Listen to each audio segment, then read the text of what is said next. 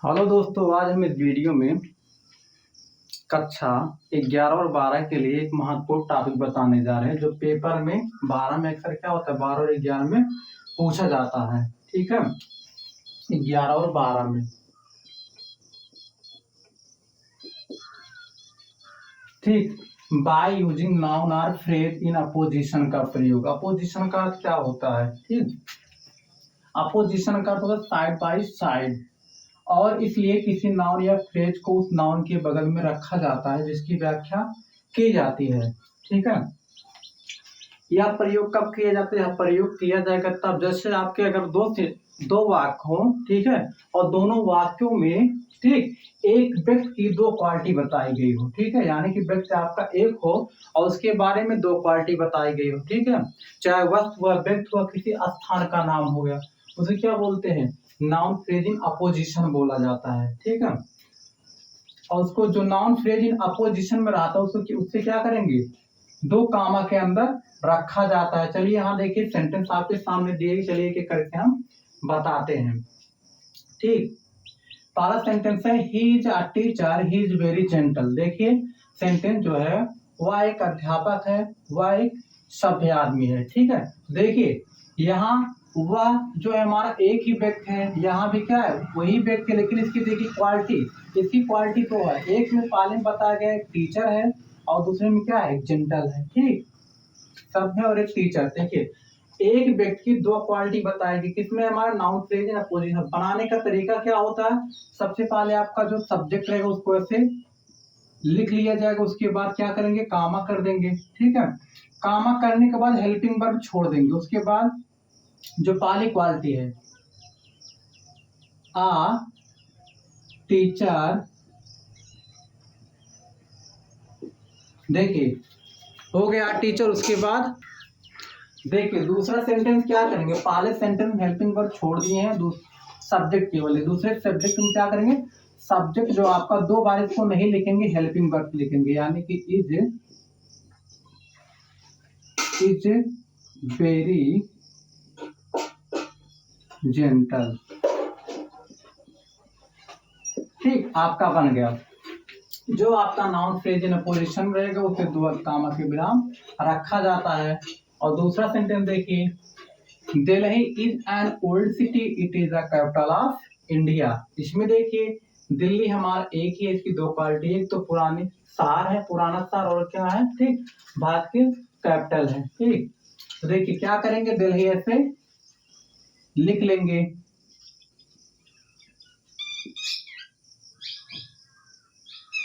दिल्ली, दिल्ली, उसके बाद कॉमा कर देंगे। देखिए an old city, helping verb नहीं लिखेंगे, हेल्पिंग वर्ब वाला छोड़ देंगे, जो आपका हेल्पिंग वर्ब है उसको कामा के बाद लिखेंगे। एन ओल्ड सिटी, फिर उसके बाद कामा कर देंगे। क्या हमारा नाउन फ्रेज इन अपोजिशन ही है जो दो कामा के अंदर रखा जाता है। ठीक है, उसके बाद it is the capital of India. देखिए दिल्ली के लिए इट का प्रयोग किया, क्या करेंगे? दिल्ली दोबारा नहीं लिखेंगे, हेल्पिंग वर्ब लिखेंगे, is the capital of India.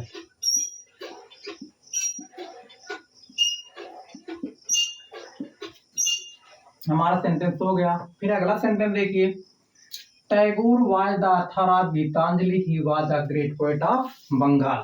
ठीक, टैगोर गीतांजलि के लेखक है, वे क्या है? बंगाल के क्या है?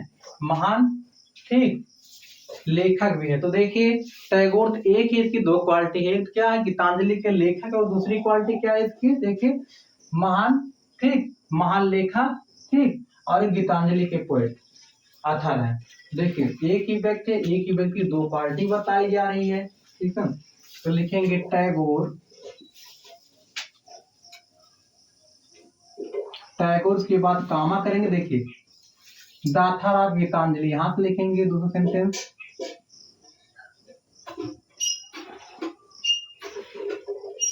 दाथर ऑफ गीतांजलि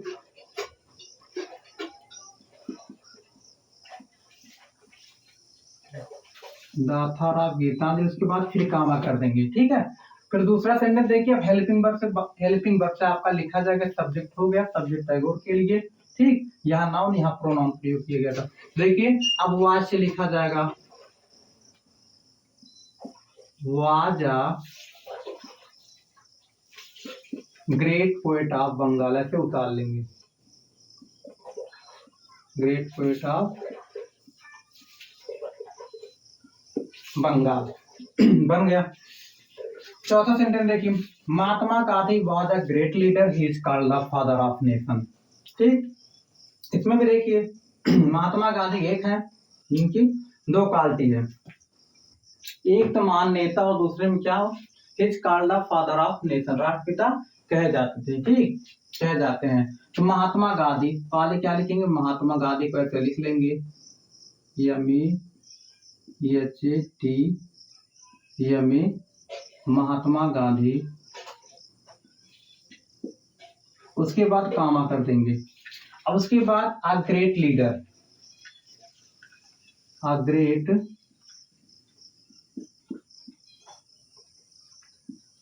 लीडर, उसके बाद फिर कामा। ये क्या है, ये हमारा फ्रेज होता है, ठीक है।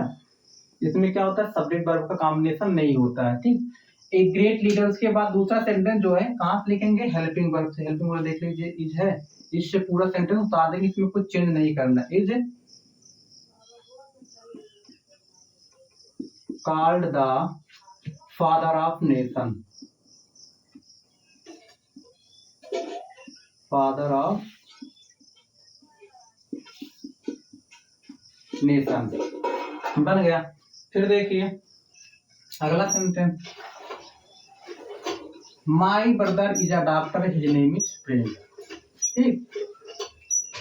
इसमें देखिए ब्रदर एक डॉक्टर है, उसका नेम प्रेम है, तो क्वालिटी तो लिखेंगे, my brother, THER, my brother, comma. उसके बाद देखिए, या तो आप प्रेम को पहले लिख दीजिए, या तो अडाप्टर लिख दीजिए, DOCTOR, अडाप्टर, कामा। उसके बाद इच प्रेम, इज प्रेम, ऐसे बना सकते हो,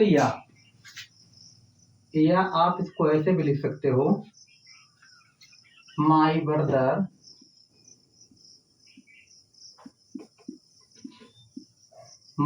उसके बाद काम, उसके बाद प्रेम,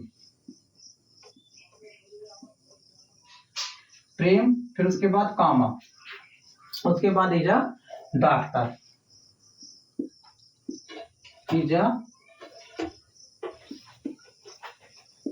इजा डॉक्टर, यानी कि दोनों तरीकों से आपका बनाया जा सकता है। जैसे इन सभी सेंटेंस में आप कर सकते हो, कोई दिक्कत नहीं, ठीक। जैसे टैगोर दाथर, आप गीतांजलि लिखेंगे, टैगोर कर सकते हैं, a great poet of Bengal, उसके बाद वाज दाथर ऑफ गीतांजलि, जैसे आपकी मर्जी।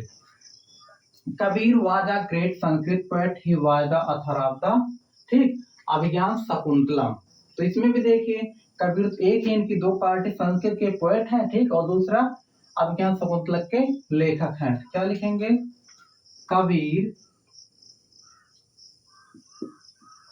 कामा, उसके बाद अ ग्रेट संस्कृत पोएट, चाहे अ ग्रेट लिख लो, उसके बाद इधर लिख सकते हो the author of Gita, the author of the Abhijnana Shakuntalam, जैसे आपकी मर्जी। लिखेंगे अ ग्रेट संस्कृत पोएट, उसके बाद कामा। देखिए हो गया हेल्पिंग वर्ब। अब हेल्पिंग वर्ब लिखा जाएगा, वाज द ऑथर ऑफ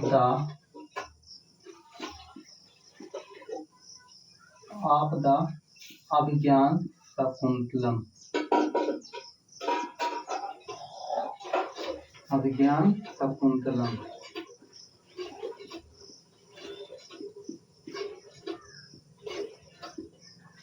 यानी कि आपको दोनों तरीकों से बनाया जा सकता है, चैत कबीर कर लीजिए, कबीर के बाद लिख लीजिए गाथा राबता अभियान शकुंतलम, उसके बाद इसको लिखेंगे तब यहाँ लिखेंगे was a great Sanskrit poet.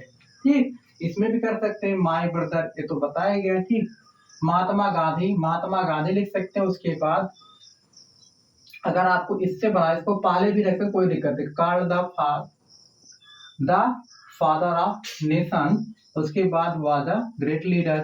ठीक, Tagore was the author of Gitanjali, he was the great poet of Bengal. आपको इसमें कुछ नहीं, आपको इसमें देना है। ठीक, जब भी आपका सेंटेंस रहेगा, यानी एक ही सेंटेंस में एक ही व्यक्ति की दो क्वालिटी रहेंगी, दो क्वालिटी रहेंगी, उसमें क्या करना, जो नाउन या फ्रेज अपोजिशन में रहता है उसे क्या करेंगे हम, दो अल्पकामा के विराम रख देंगे। ठीक है, बस आज की वीडियो में इतना है। नेक्स्ट वीडियो में देखेंगे नॉमिनेटिव एब्सोल्यूट का प्रयोग कैसे किया जाता है।